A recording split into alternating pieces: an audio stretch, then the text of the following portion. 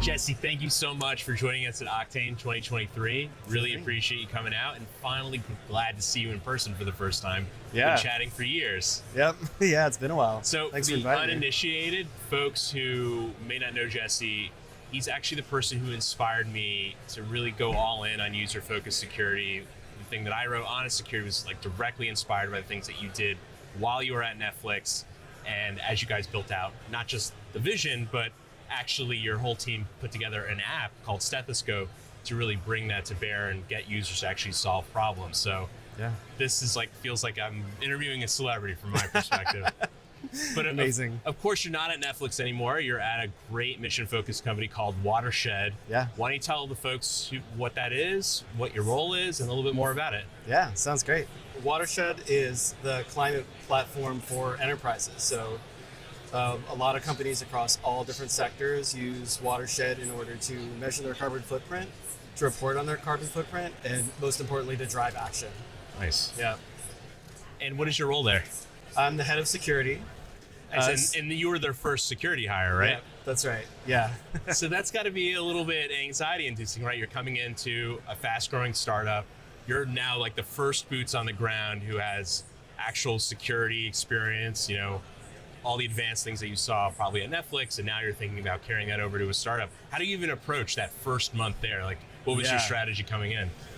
Yeah, at the beginning it was definitely, okay, what do we have? What's going on? I felt really fortunate to join a company that had a really strong security culture through their engineering team already. Yeah. That made a huge difference, right? People were making good decisions about the product and thinking carefully about data storage and things like that. And so that was a relief. That was a good place to start. And then it was really, okay, what's the broader landscape? How are we doing on the enterprise security things? What do our customers need? It was really interesting working on a security team at a B2B company where, unlike at Netflix, the customers are coming and saying, hey, we want you to have these controls. Right. Or what's your story around data protection? Right. Right. And so really getting the lay of the land of what are the practices, what are people asking for, and where do we start? Like, based on risk and everything, what's most important? Right, and I imagine one of the places you started was SSO. Was that already there when you had gotten there, or were you the person who sort of brought to bear, no, we're going to bring in Okta and we're going to do SSO at our size? Yeah, we were using Google Workspace for SSO when I started. And I knew that Okta or something like it was sort of on the horizon, but I wasn't sure exactly where that would be. I was actually focused on endpoint security first. We had some MDM tools, but they were not ideal. They weren't matching exactly the experience we wanted. Mm-hmm. So that's really where I started, and the move to Okta came later. And I imagine that's not just a technology decision. All the things that you're doing are being heavily scrutinized by, all right, is Jesse here to make our life miserable? Is he an enabler? So how did you even approach the rollout of something as obviously rolled out as Okta, right? Like, they're going to be experiencing that every day. How do you even think through that? Well, my background is actually in human-computer interaction and user experience. So even before I got into security, that's what I went to grad school for, and that's what I did in a lot of my early professional work. So I've really always had that mentality of, what does this mean for people in practice? And one of the reasons that I really enjoyed working in security is that good security folks have the same mentality, right? It doesn't matter how it looks on paper. It's all about what's actually happening in the real world. What are the real exploits that are going to happen? What are the real mistakes that might get made? And so I've always thought about, okay, what does this look like end to end for everybody involved? Right. The end user, the people who have to maintain the system, the IT team that's getting those help desk tickets when people get confused or they get locked out. Right. All that stuff matters, right? You really need to think about the big picture. Nice. And you mentioned earlier that you really wanted to get visibility around endpoints at the same time. Did you see the transition to Okta and the additional need for visibility? Like, are those related projects in your mind, or were those sort of separate things that you wanted to tackle? Well, they started separate. Yeah. Right? They started as separate questions. And I mean, really, the reason I was so excited to see the Okta integration that you all launched is, honestly, it was like the realization of the dream I had at Netflix back in 2018. Right? Was, okay, we want these low friction checks, we want end user remediation, but it really has to be a login time enforcement for it to make any sense and for it to really work. Right. Otherwise you're just watching that graph and hoping you get from 87% to 89%. Right. Right? And it only takes 1% for that risk to actually be realized. Exactly. Yeah. Exactly. So I would in my mind, I always wanted them to be connected, and it simply wasn't possible in any reasonable, easy way. We were working on that at Netflix for a long time. Right. And so they started as separate projects and then came together. And in fact, we ended up moving to Okta after we started using Kolide. It was kind of on the roadmap. It was like, oh, this piece has finally been unlocked. Like we can do this. Right. We can implement it the so way that we actually want now. hastened your Okta rollout. It did. That's great. And I'd love to hear a little bit more about, all right, you have this superpower of we're going to get the users to do things at the point of login. What were the things that came to your mind immediately that we want to do at that, what are the initial checks that you would want to run and then actually enforce blocking on? Yeah, so there are a few different levels here, right? I mean, the obvious thing for us was, is this machine managed? Is this an actual corporate device? That's kind of a baseline. And if you're using MDM, of course, you can use that to say, oh yeah, it's encrypted and everything. Right. And so those are good as a double check. But really for me, the big payoff, aside from corporate device, is the stuff that's just really annoying to do with MDM, right? It's changing all the time. Like, what OS version should you be on? Right. And that's sort of the canonical one. But I think the other real power with Kolide is the custom checks, right? We can decide that there are other things we care about, right? We can write our own rules and say, oh, this is important for login, As the person who cared so much about that feature being built, it's so exciting to see you just dive into it like a fish in water and really thinking about, all right, I have this ability to get in front of the end user. And you mentioned this earlier, I need the ability to, everybody says they're doing the right thing and I believe that they want to, but I really want to just double check that that's happening. It doesn't need to be as simple as you're running an old version of Mac OS. It could be deeper than that. Were there things that you tried out tentatively that you ended up keeping, or was there anything in that area that kind of goes a little bit beyond the basic posture checks that everybody talks about? I did have one turned on that didn't last very long. It was like, okay, that was maybe a little much. Where I had a check that said, you should really be emptying your trash every 30 days, right? And there's even a setting for it where you can turn it on the OS. Right.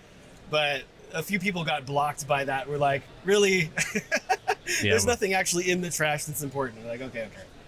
We'll measure the things that actually matter. That was a little bit of a proxy and felt like one of those small, nitpicky right. You don't want things. sensitive files hanging around too long. And that we was have other checks for that, which is nice. Nice. But that was one where I was like, all right, we're going to pull that one back. That's so when you're meaningful. position this to, your executive leadership, obviously you shouldn't roll out something like this without concern, because this is going to be in front of everybody. It's going to be a point of friction when it's working correctly. You want it to be at times when there is a problem. So how do you kind of paint that vision for the executive leadership? Why roll this out? Is this part of Zero Trust? Do you even use that terminology? How did you sell this internally to make it actually happen? Yeah, it's an interesting question. I didn't use Zero Trust really as a term. To me, it was really about being able to assert a policy and say, this is what we do. Right. And we can tell our customers that, yes, in fact, this is happening. Not because we wrote up a document and we told people to read it on their first day, but because it's actually enforced. And bringing all of those experiences together, yes, we're adding some friction at login time, but that's really the one thing. Everything comes together at login time. You're not doing that and then getting emails saying, oh, please turn on your firewall, or you're not having your MDM say, oh, we're going to auto restart, right? This is the one thing. And so I think people understand that.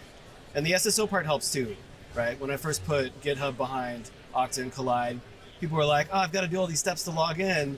Are we going to do this for all the apps? I actually so I'll say as a developer, I really like how GitHub did their SSO integration, because a lot of us started out on GitHub with personal accounts. And I was very worried, I don't want to have a separate, corporate Kolide account. I have my activity, mosaic. I want it to be green.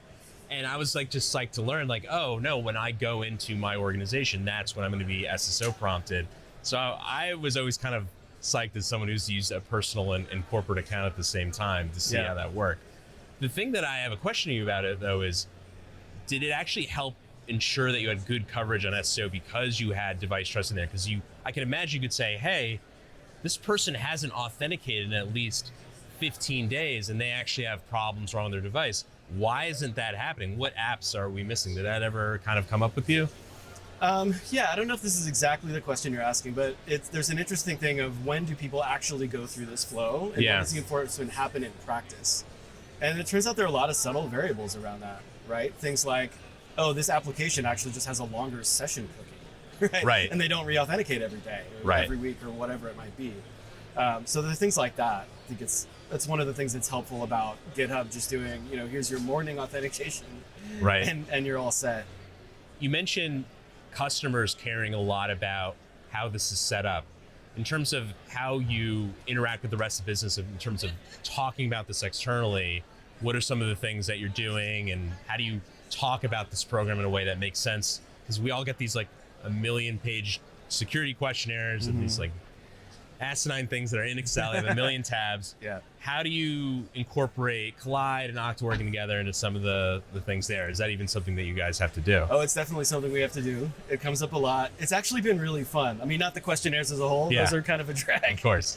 But it's nice when people, companies will come with their questionnaire and they'll say, do X, Y, and Z. And a lot of times now we get the chance to say, oh, we don't do that, but we do this thing, which we think is better. And they go, oh, that's really cool. You're doing it that way. Right. And so, it might be a conversation of, do you have separate admin accounts for this, or do you have a partition network for this? And, do you allow BYOD? And we can Right. say, well, we look at it a little bit differently, and we have this tool that gives us these guarantees at these points.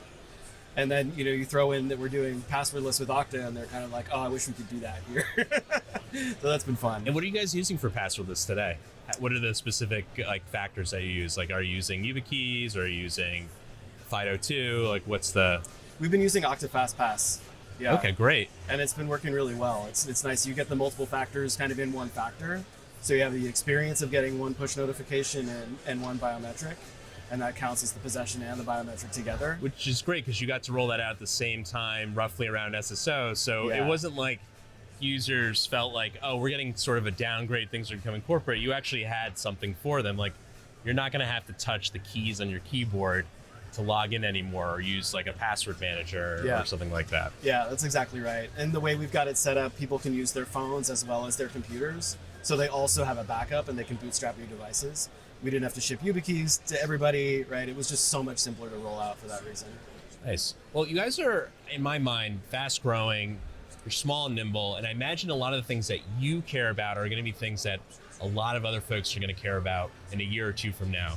So in terms of, it doesn't even have to be about device trust or SSO. Yeah. What are sort of the top priorities that you want to start digging into as you look forward to a moment where Watershed is probably going to be growing exponentially in terms of revenue, but also like employees? Like, what are the top things in mind? You're like, I need to get my arms around them, and within your remit.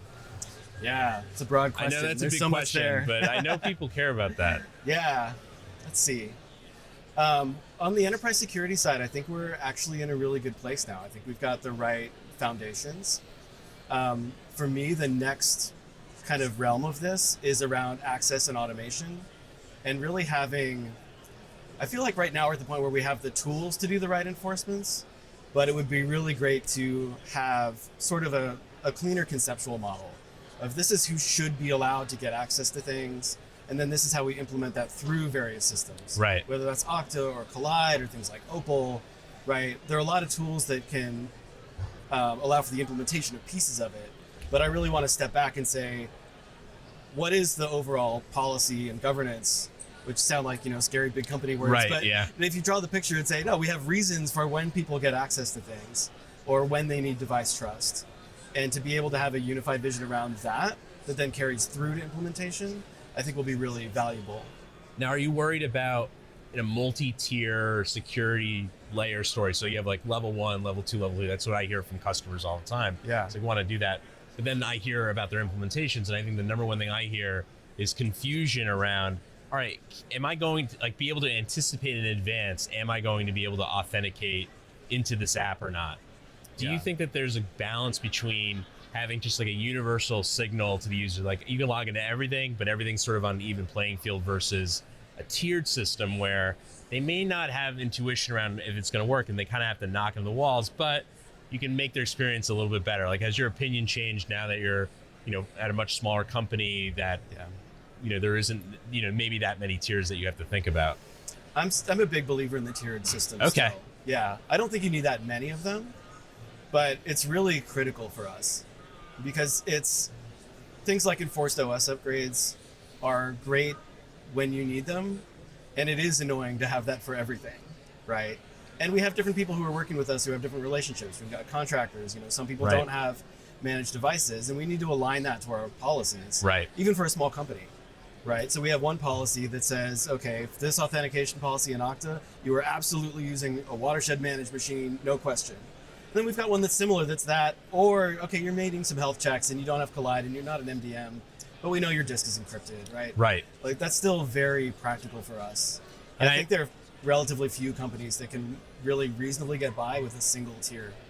I think that makes sense, and that's something that I've heard a lot as well, as folks really, after they've solved their internal concerns around, okay, are my users using the right devices and do they have the right posture, they immediately start thinking about contractors and suppliers that are often allowed on the same exact apps or on the same private networks, and they're just sort of taking their word for it that they're doing the right thing. And the challenge is with the MDM model is you can only be on one MDM, so they want to be on their own, they don't want to be on yours, and then you're kind of stuck in this place where do we want to provision all of our suppliers bespoke laptops just to solve that problem? Do you see Kolide and other device trust solutions maybe help filling that gap and like setting the standard? I would love for that to be true. I think in practice, it's not as plausible as it once was. I think back in the early stethoscope days, that was very much the thought of, this is lightweight, it's not MDM, anyone who needs to authenticate into our systems can install it, it won't be a problem, there's no conflict. Right.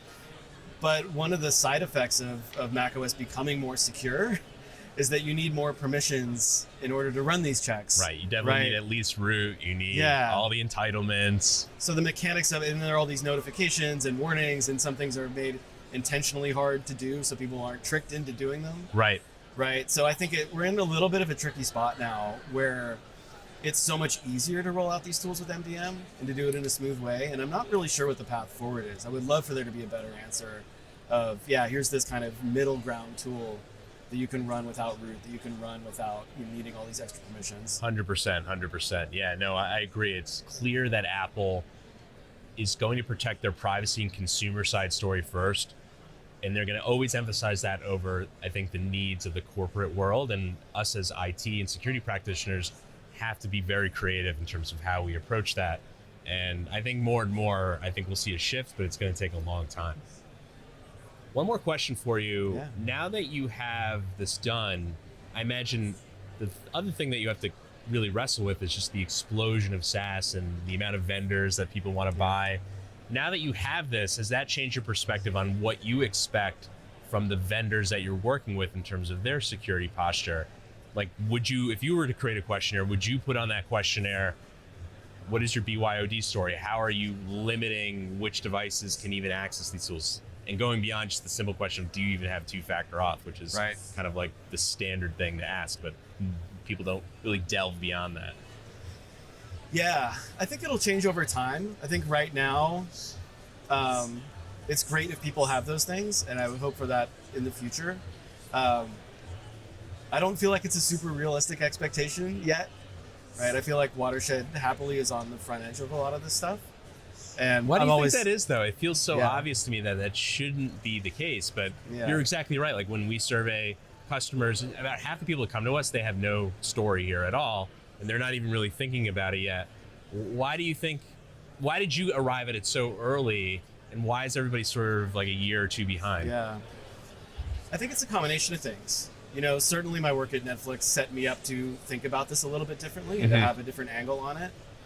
And then, you know, one of the many reasons I was excited to join Watershed is that it was a small company, and it's easier to get things done in a small company. Yes. Right? You can roll in and say, 200 users? Yeah, we'll switch MDMs. Yeah, we'll install new tools. Yeah, we'll switch to Okta. Right? And it's a little bit ironic because people think of some of those tools as bigger company, enterprise tools. But there's such an opportunity to move to some of those better practices, to configure those in more modern ways when you're at 100 or 200 people and get that in place. And so I think for the larger companies, it's both the challenge of implementation, and there aren't necessarily people in those companies that are thinking about changing the model of how that works. Right. Right. It's more about like, okay, can these existing tools or patterns be implemented in a good way? Got it. And I lied. I have a couple more questions. Yeah, that sure. spurred a few more. I'm curious, were there any, even at a company as young as Watershed, were there any workflows that actually broke as a result of moving to SO, and then you kind of found out, maybe it's a good thing that those broke, or this is now an opportunity to kind of change the culture around something? Was there any of those types of moments That's a good question. I don't think there was anything that straight up broke that way where we had to really scramble and say, oh, this isn't going to work at all, which was a pleasant surprise. I think the closest thing that it makes me think of is that there's, we use Google Endpoint Protection as well, specifically for securing the Google Cloud console and API use. And that's great, and it's very similar, and it's confusing that we have both, right? And we kind of need to maintain both. So that's an area where I just wish there were a little more, I don't know if consolidation is the right word, but to be able to solve across the board with one solution, rather than say, oh, well, here you need to use this, and here you need to use that, right? Right. And that, I would say that I think a lot of people are feeling that fatigue, even as a partner. There's always this straw of like, we love how everything works together, but it would be great if it was just a little bit more, less vendory. And I totally get that. And I think that ultimately people have this noble goal of wanting to accomplish this. And right now they're willing to do it with whatever tools that they can find. The amount of people that we talk to every day that are just like, we didn't even know you existed. We're just trying to build our own thing. They do exactly what you did at Netflix. They're just trying to cobble something together, and they're making a lot of unnecessary user experience trade-offs. Like, oh, we can't really change it just for we can't block just one device. We're just going to block the whole user even if one device is bad, and things like that. And I think what I'm hoping to see is like the vendor community is catching up a little bit, and they're going to be a little less bespoke, like, ball and wire type solutions, and people can actually get the support, because it's critical. It's often probably shouldn't be something that's like running in a server, like underneath like a cabinet somewhere, right? Right. Yeah, definitely. And I think there's a piece here too about people's mental models for these types of systems. That a lot of these changes are, I think, ultimately pretty confusing for end users of all kinds. You've got passkeys, you've got device trust. For such a long time, we had this mental model of you have a username and you have a password, and that's it. Right. And then two-factor was like, okay, I have this other weird thing, and sometimes I get text messages, and people got their heads around that. Right. But all of these changes now, the mental model for it and the expectations around that are really shifting. And I also don't think we've really landed on consistent like UI patterns for it. Yes, it's all very new. And so I think that'll just settle down over time. It'll be easier to streamline some of this experience. It can't be understated how long we've been dealing with username and password. And MFA, you're right, it was like a huge shift, but it was additive. Yeah. Now we're taking away like the core thing. It was like our security blanket. We understood it. We kind of knew the risks associated with it, and now it's gone. Like we don't have passwords at all.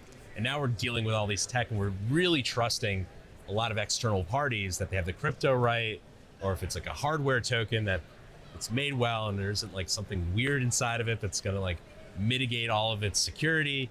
So I totally get that, and I think that that's why it's so important to really invest heavily in the user experience side of this. As you know, it's like your entire background. These solutions will not work unless users feel like they don't actually even have to activate their conscious thought. Like they just sort of float through the process, and then the only time in which they're disrupted is when it really should happen. As soon as they're not out of that mindset, then it's kind of game over from there, and then it becomes an IT ticket. Yep. One more. How is the relationship between you and the existing IT support staff? I imagine it's a small company, you guys are pretty close. Do you see that diverging? Are your interests starting to wander in different directions? Like, what do you think that looks like in a year from now? Well, the year from now part is a good twist. I was laughing a little bit because one of the side effects of starting in endpoint security and doing all that level is very quickly leadership at Watershed was like, hey, Jesse, could you also do IT? Could you take over that function? And so we are very tightly integrated currently. In fact, there's a combined security, IT, and infrastructure function now. So it's kind of the polar opposite of larger companies where the infrastructure security team might be miles away from the infrastructure team. Right. And I think it's really one of the advantages that we have is we can plan these things together. We can make these changes together. we can make sure that the pieces really fit together and that the goals align. Oh yeah, vertical integration that way is, I think, one of the best ways to achieve that. I mean, as a startup CEO, I have to wear like 3 hats. Yeah. And there's often times where I'm like, this wouldn't have happened unless there's really like only 1 or 2 people thinking about it. But then there are other times where I'm like, the 2 hats that I'm wearing, there should be like natural conflict there that isn't happening. Yeah. And perhaps there's something being lost in that process. And I imagine you might feel that way when you have to really balance the user experience side of it versus the visibility needs of the security apparatus that you're building. Yeah, they're trade-offs for sure. Sometimes it's really nice to have someone who can solely advocate for one side of the problem and really push it. Nice. Yeah. Jesse, thank you so much for coming out here. Yeah. Huge inspiration to me. Kolide wouldn't be where we're at today without the work that you did at Netflix. I just remember reading it and being like, this is exactly it. You know, I wasn't able to fully articulate the right vocabulary to get there, but you had it exactly right. And I think you were 5 or 6 years like ahead of your time even then when it came out. So, and it's still ahead of its time. Like, we're still a very early stage company, but folks are finally understanding in a world where we're moving away from VPN, SaaS is sprawling everywhere. Really need to get the user experience out of this right. Otherwise, you can't really do device trust. You'll have to roll it back if it just generates all this misery for everybody. Yeah, absolutely. So thank you for the inspiration. Thank you for talking with me today. Yeah, thanks, Jason. Thanks for having me. Appreciate it. Yeah, absolutely.